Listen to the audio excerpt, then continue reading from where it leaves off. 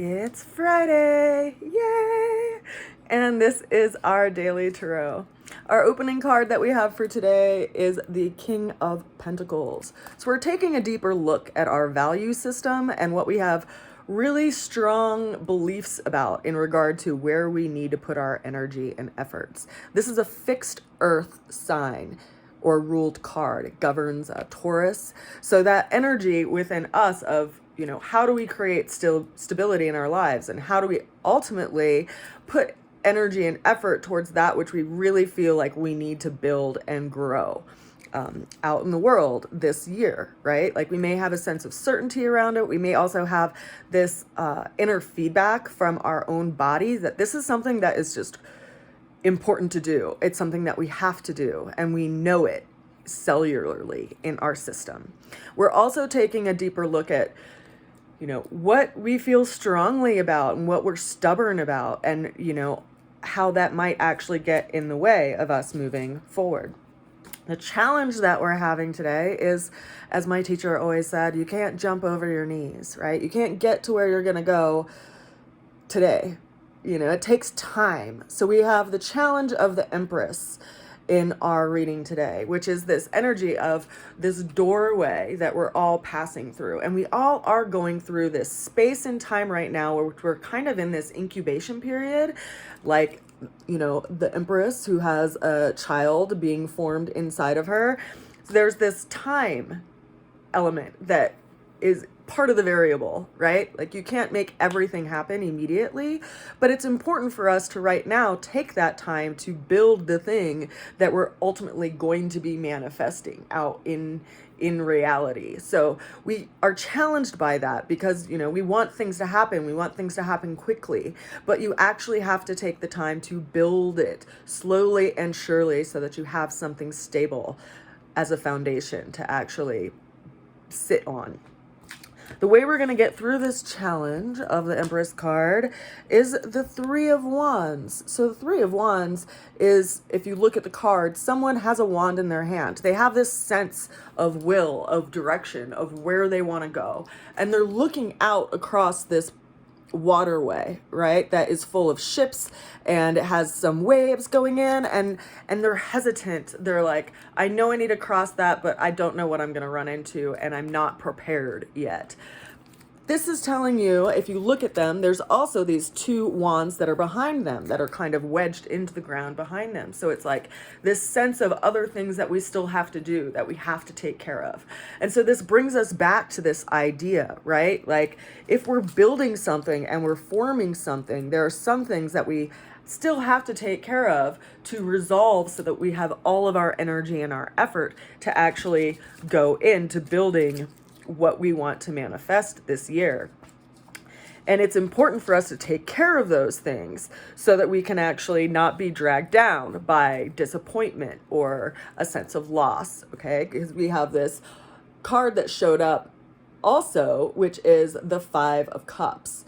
And ironically, we also had, when I asked for a little bit more clarity on that one, we also had the Death card. So we have a lot of energies showing up today that are reflective of what's going on in our star system, right? Because this Death card is related to Scorpio, which is where the South Node is moving into. It's also related to Pluto, which governs Scorpio, and Mars, which also governs Scorpio because of that. And there's this idea of how we're transforming. And sometimes the best way to transform is to let go of that which isn't serving you anymore. This energy of the Five of Cups, it has this like sorrowful energetic to it, because the person is hanging their head and they're looking at these three cups that are all spilt over, in front of them, but they aren't seeing that there's still opportunity, right? The Two of Cups, when you look at the Two of Cups in Tarot, it's a exchange. It's a relationship that is reciprocal. And so there's something actually waiting for us to discover and to embrace and pick up and experience the moment that we stop looking down at what we have lost or what hasn't worked out. right? So it brings up that idea of where do you put your attention? Where do you put your gaze? Because the mind and the heart and the body, they're all connected, right? And if I'm looking down, not only am I more likely to trip over something and possibly fall because it's slippery outside of my house, but there's also the reality of, I'm not seeing what's in front of me. I'm not seeing what's there for me to experience because I'm looking at loss. And this is a choice that we have each and every day. Where do we want to direct our attention? What do we want to experience? Fives in the tarot are energetic of choice. And so, I do stand here as like an anchor to remind you that if you find yourself slipping into a negative space, that there's always something that you can put your attention on that can take your attention away from that. Even if you're just focusing on the soles of your feet and how they're connecting to the ground, or the sensation of your fingertips touching something, or feeling the sun on your skin, or warm water, or cold water, or, your cold feet in outside in the snow, or some sensation and some experience. There's something to always put your attention on outside of looking at that sense of loss. And there's always something to be grateful for.